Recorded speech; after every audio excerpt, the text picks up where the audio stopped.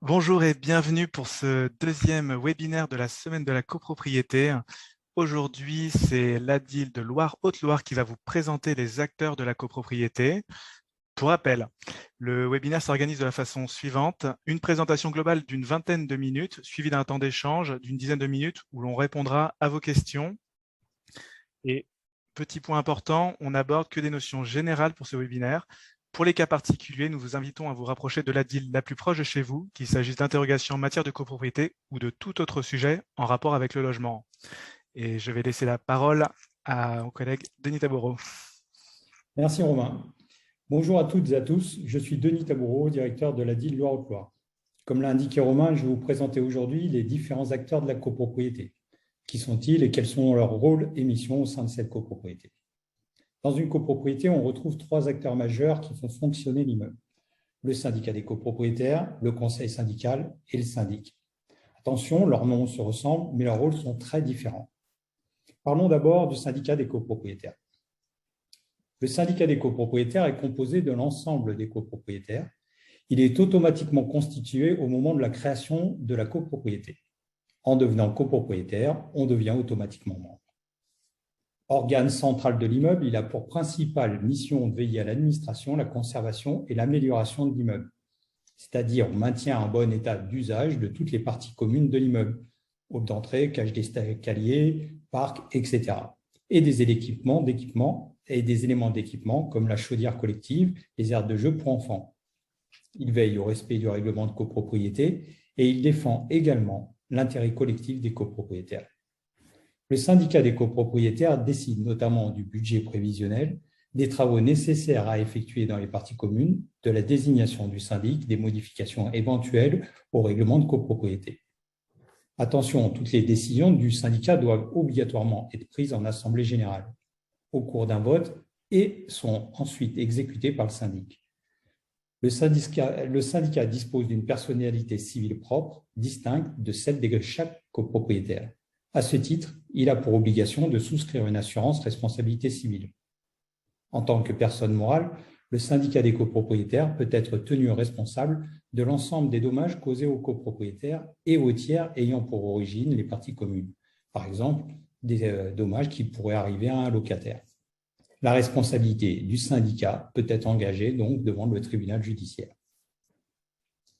Le syndicat des copropriétaires peut agir en justice pour le compte de la copropriété à l'encontre d'un copropriétaire, par exemple en cas de non-respect du règlement de copropriété, en cas d'impayé de charges, ou d'un tiers, un fournisseur ou un prestataire.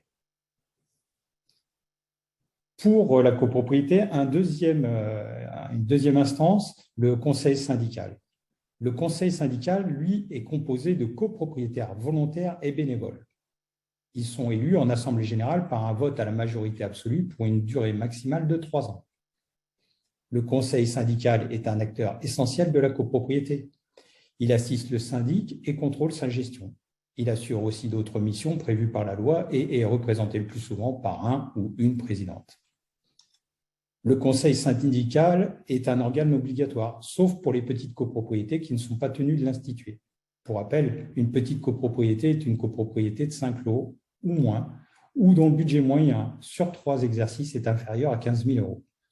L'Assemblée générale peut aussi décider de ne pas constituer un conseil syndical. Dans ce cas, ça se fait par un vote à la double majorité.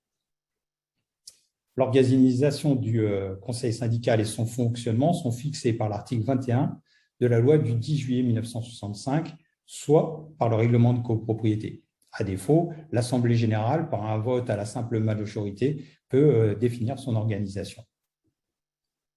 Le conseil syndical dispose d'un rôle d'assistance et de contrôle du syndic. Il contrôle notamment la comptabilité, répartition des charges, budget prévisionnel. Il peut aussi prendre connaissance et copie de toute pièce ou document se rapportant à la gestion du syndic. Il donne son avis au syndic ou à l'Assemblée générale sur toute question concernant le syndicat. Élaboration de l'ordre du jour de l'Assemblée générale, examen des devis par exemple. Tous les membres du conseil syndical peuvent prendre connaissance et copie de toute pièce ou document se rapportant à la gestion du syndic et à l'administration de la copropriété.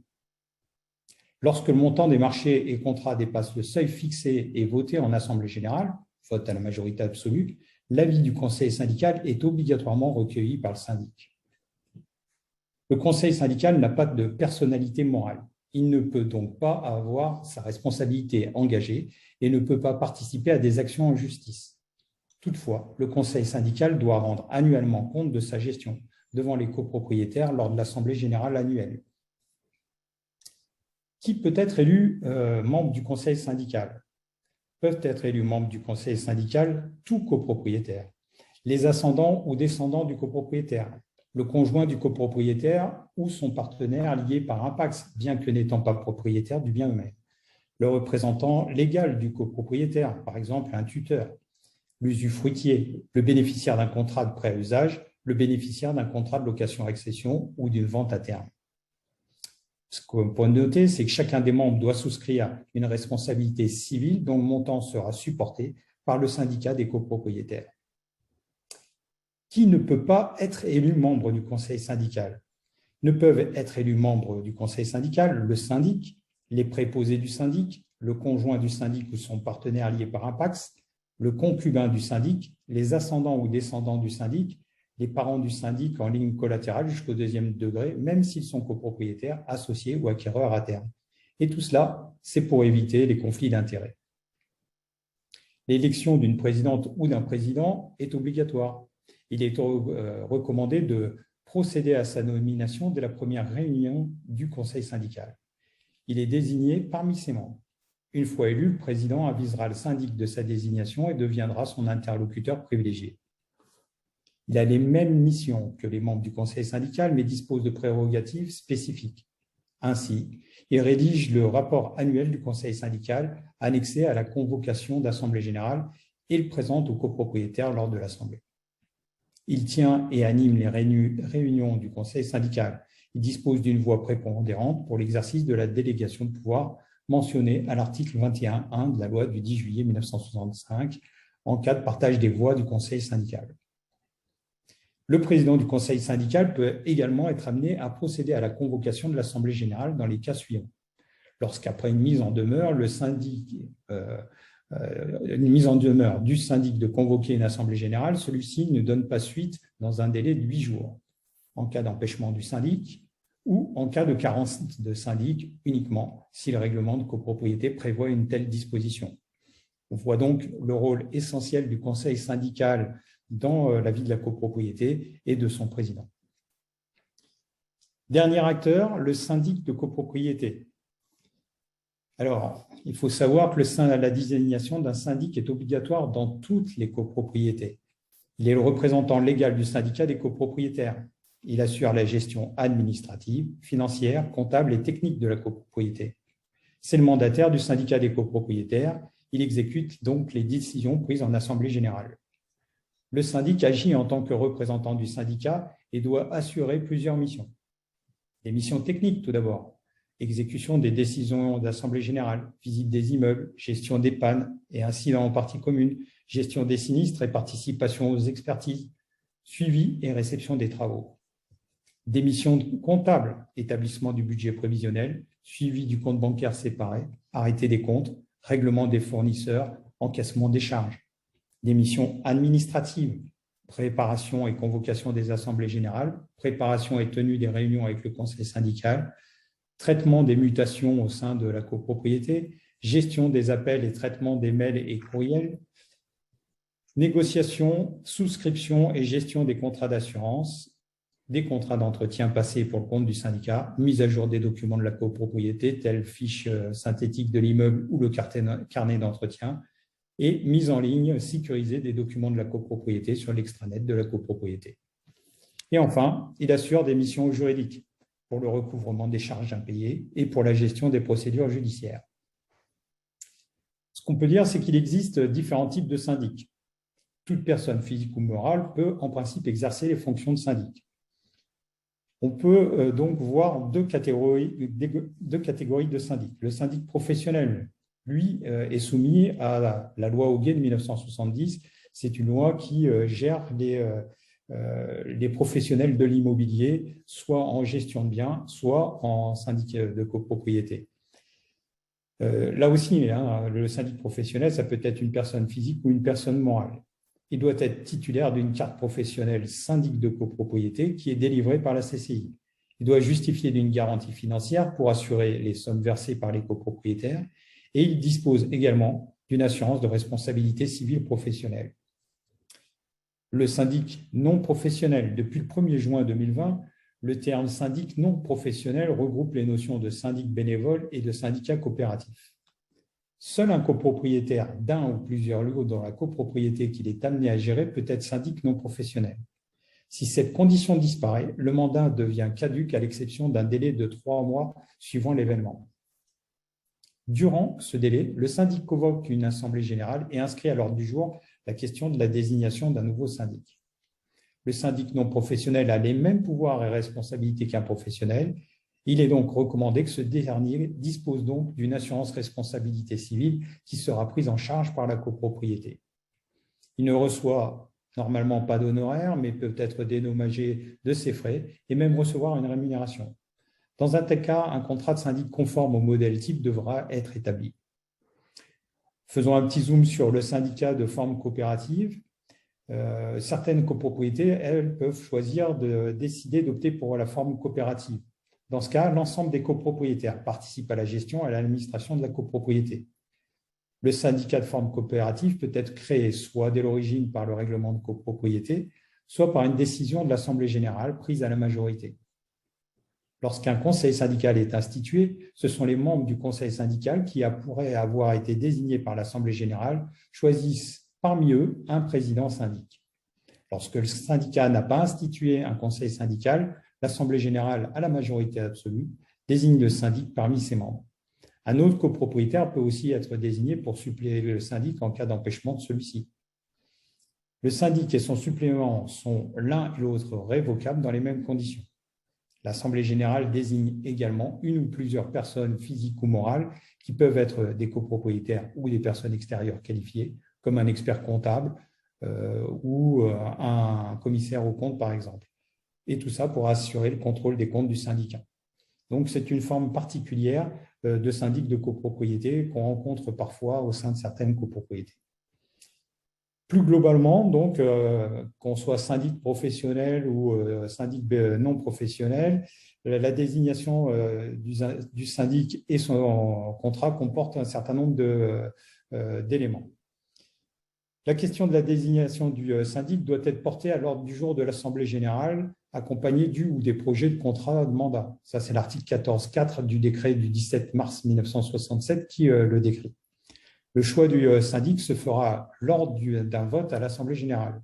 Il est nommé par l'Assemblée générale à la majorité absolue pour une durée maximale de 3 ans qui peuvent être renouvelables. Le contrat ne peut pas être renouvelé tacitement. Qu'est-ce que comporte le contrat de mandat du syndic? Eh bien, depuis le 1er juillet 2015, tous les contrats de syndic doivent être conformes à un modèle type. Ils doivent notamment préciser la date de prise d'effet, la durée du contrat, donc maximum 3 ans, ainsi que les conditions d'exécution de la mission du syndic et sa rémunération. Il est précisé que 2 types de rémunération peuvent être perçus, les honoraires de prestations courantes et les honoraires de prestations particulières.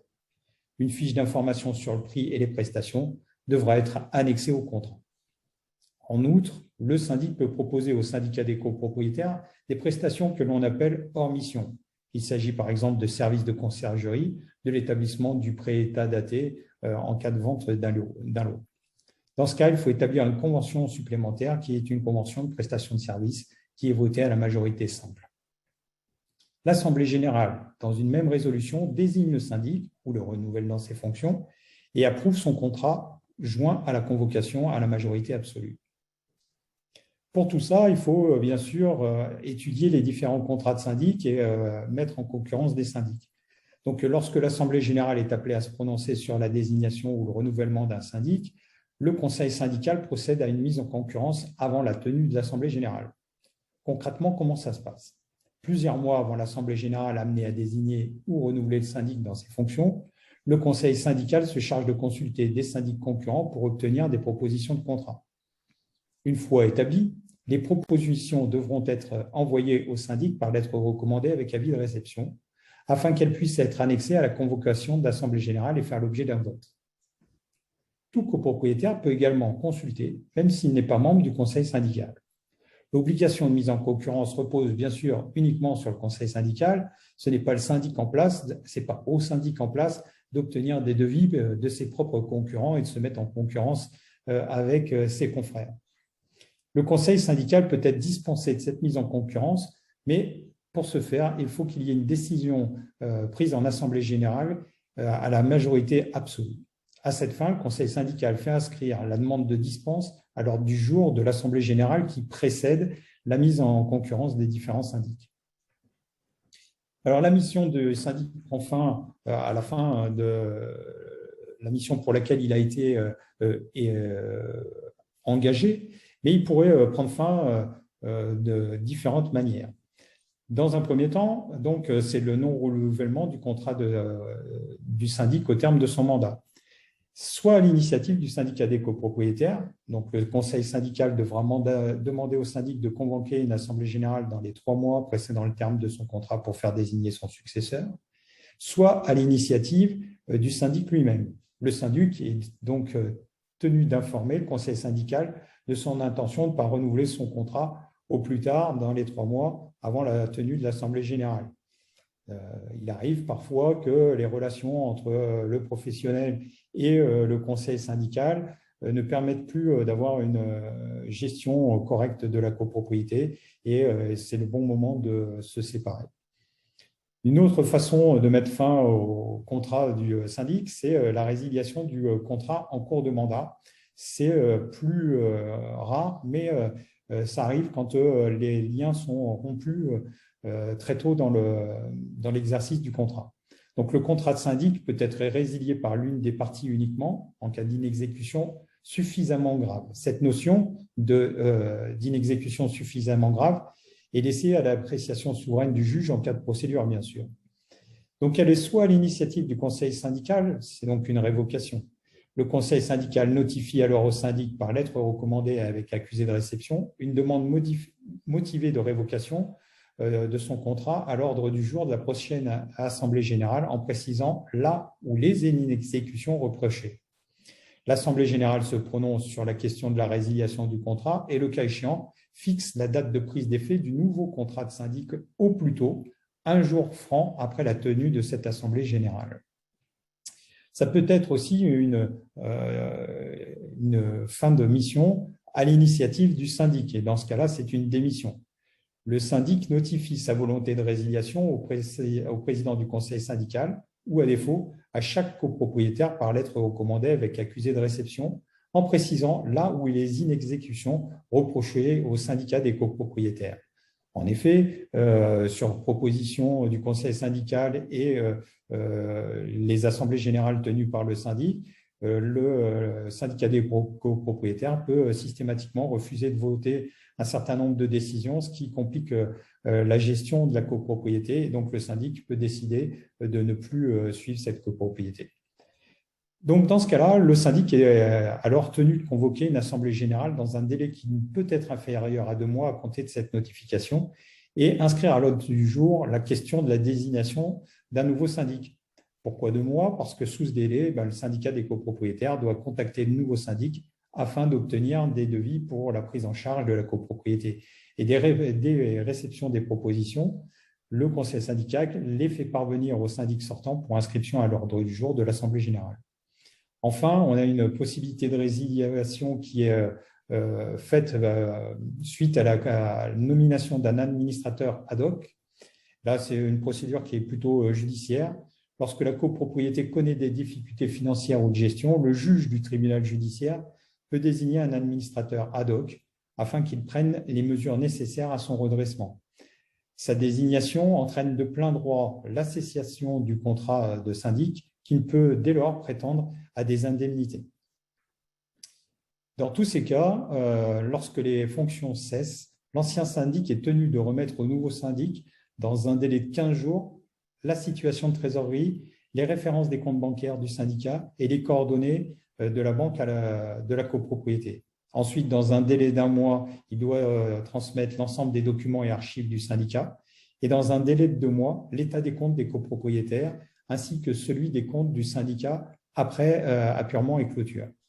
Lors du transfert, un bordereau de remise est signé à la fois par l'ancien et le nouveau syndic et une copie est transmise au conseil syndical pour information, histoire qu'il n'y ait pas de contestation sur l'état de remise des documents de la copropriété de l'ancien au nouveau syndic. Voilà ce qu'on peut dire sur les différents acteurs de la copropriété, très succinctement. Bien sûr, pour des questions plus précises, il convient de se rapprocher de vos ADIL qui pourront étudier à la fois l'ensemble des documents de votre copropriété et les échanges que vous pourriez avoir eus avec les différents acteurs de cette copropriété. Ce qu'on peut résumer, donc, si on peut passer à la dernière slide, donc une petite synthèse. Donc, on a un syndicat des copropriétaires, c'est donc l'ensemble des copropriétaires de la copropriété, c'est ce que nous vous avons schématisé par ce bâtiment. Il se réunit en assemblée générale. L'assemblée générale élit à la fois un conseil syndical qui, lui, va donner son avis sur l'ensemble de la gestion du syndic. L'assemblée générale, elle, désigne le syndic de copropriété qui va faire tourner la copropriété. C'est un peu la cheville ouvrière de la copropriété. Le syndic, lui, informe, et c'est le plus simple dans les copropriétés un peu importantes, il informe le conseil syndical des besoins de la copropriété, des travaux envisageables pour une étude, et tout ça pour constituer des assemblées générales. Et le conseil syndical, lui, contrôle les actions du syndic pour le compte du syndicat des copropriétaires.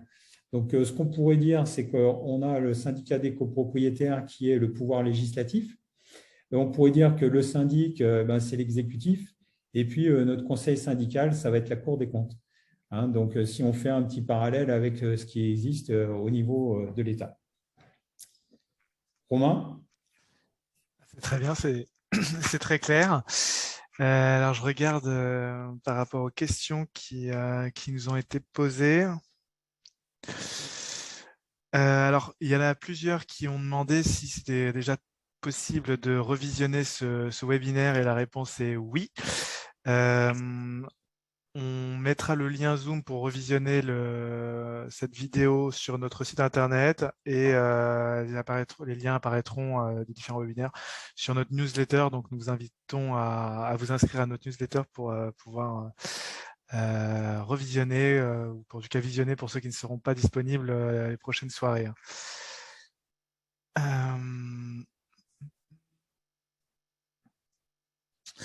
Alors,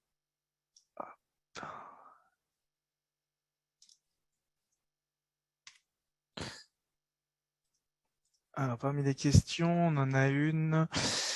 Un usufruitier peut-il être membre du conseil syndical? Alors, on a évoqué cette possibilité dans la présentation. Alors, selon l'article 21 de la loi du 10 juillet 1965, les membres du conseil syndical sont désignés par l'Assemblée générale parmi les copropriétaires, leurs ascendants ou descendants, les associés dans le cas prévu par le premier alinéa de l'article 23 de la présente loi, les accédants ou les acquéreurs à terme, leurs conjoints, les partenaires liés à eux par un pacte civil de solidarité, leurs représentants légaux ou leurs usufruitiers. Donc la réponse est oui.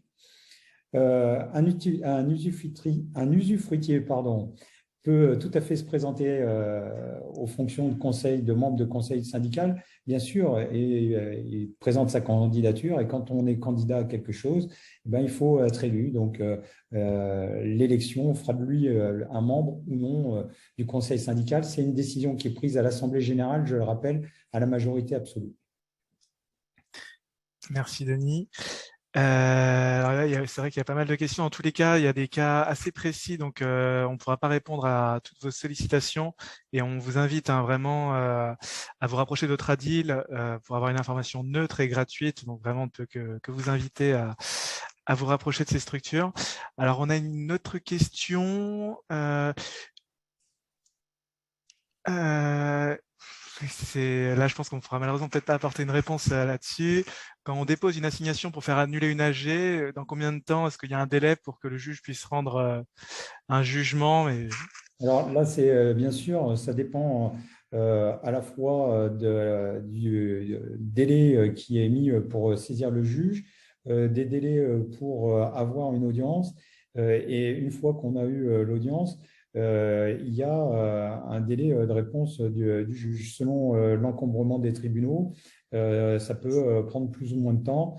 Donc, effectivement, là, on va être un peu en local. J'aurais pu répondre à cette question pour mon territoire, mais puisque nous sommes sur une instance nationale, une opération nationale, c'est plus difficile de répondre. Donc là aussi, on va vous encourager à vous rapprocher de vos ADIL. Très bien. Est-ce que vous recommanderiez pour un syndic bénévole de suivre une formation spécifique? Alors, les syndics bénévoles d'expérience, on voit souvent des personnes qui sont plutôt à la retraite, qui ont un peu de temps à consacrer à la copropriété, qui sont investis sur la copropriété. Ça ne veut pas dire, parce qu'on a du temps et qu'on a investi, qu'on a une bonne connaissance de la législation relative à la copropriété. Donc, effectivement, il peut être intéressant de suivre une petite formation. Alors, certaines ADIL dans leurs effectifs ont des gens qui accompagnent les petites copropriétés, qui font un certain nombre de formations pour bien connaître les rouages de la copropriété, qui pourraient aider un syndic bénévole à assurer sa mission. Et puis, ne pas oublier à se rapprocher aussi d'associations de propriétaires immobiliers, hein, comme l'UNPI ou autres, qui peuvent aussi monter ce type de formation. Une formation me semble assez, même basique, nécessaire pour avancer sur le sujet. Alors, ce n'est pas après, parce qu'on est formé, qu'on peut ne pas plus avoir besoin de personnes, mais on comprend plus rapidement et plus facilement les arcanes de la copropriété et les réactions se font plus vite sur certains sujets.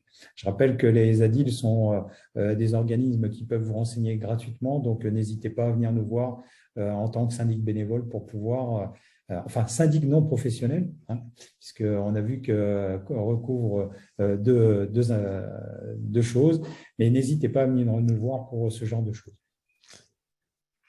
Très bien, merci. Et peut-être une dernière question, il nous reste un peu moins de 2 minutes. Pour rebondir sur le syndic bénévole, qui est un sujet assez récurrent et qui intéresse nos auditeurs. Ma copropriété est gérée par un syndic bénévole. Le copropriétaire qui assure ses fonctions vend son appartement. Que faire? Eh bien, là, c'est très simple, hein. Comme on le disait, hein, le syndic bénévole, ça doit être un copropriétaire. Donc, si on rappelle l'article, ça doit être l'article 17.2 de la loi du 10 juillet 1965. Je le reprends. Seul un copropriétaire d'un ou plusieurs lots dans la copropriété qu'il est amené à gérer peut être syndic non professionnel. Si cette notion disparaît, le mandat devient caduc à l'expiration d'un délai de 3 mois suivant l'événement. Durant ce délai, le syndic convoque une assemblée générale et inscrit à l'ordre du jour la question de la désignation d'un nouveau syndic. Donc, c'est très clair. Si je vends mon lot, je ne serai plus copropriétaire. Si je ne suis plus copropriétaire, je ne peux plus être syndic non professionnel de ma copropriété. Et ma dernière mission, ça va être de convoquer l'assemblée générale pour me faire remplacer. Enfin, mon avant-dernière mission, parce qu'ensuite, il faudra que je transmette les documents, comme vous l'avez compris. Parfait. Là, c'est vrai qu'il y a d'autres questions, mais malheureusement, le temps nous est compté, donc on ne pourra pas répondre à chacune de vos sollicitations. En tout cas, nous tenons vraiment à vous remercier pour votre attention et pour votre participation. Donc, votre ADI vous attend pour vous apporter une information juridique neutre et gratuite, et j'insiste, on l'oublie trop souvent, en droit du logement. Et ne pas oublier que, bien évidemment, la semaine de la copropriété se poursuit, et notamment demain soir à la même heure, 18 h, où on parlera de l'Assemblée générale de la copropriété. Nous vous souhaitons une bonne soirée et peut-être s'il y a un dernier mot, Denis ou... Bonne soirée à toutes et à tous. Et puis, n'hésitez pas, Romain l'a dit, hein, à venir nous voir, que vous ayez des questions sur la copropriété, des questions sur les rapports locatifs, l'accession à la propriété, les améliorations de l'habitat. Dans tous ces domaines, vos ADIL sont compétentes et vous trouverez des experts pour répondre à l'ensemble de vos questions. Bonne fin de soirée à tous. Merci. Bonne fin de soirée. Au revoir et à demain.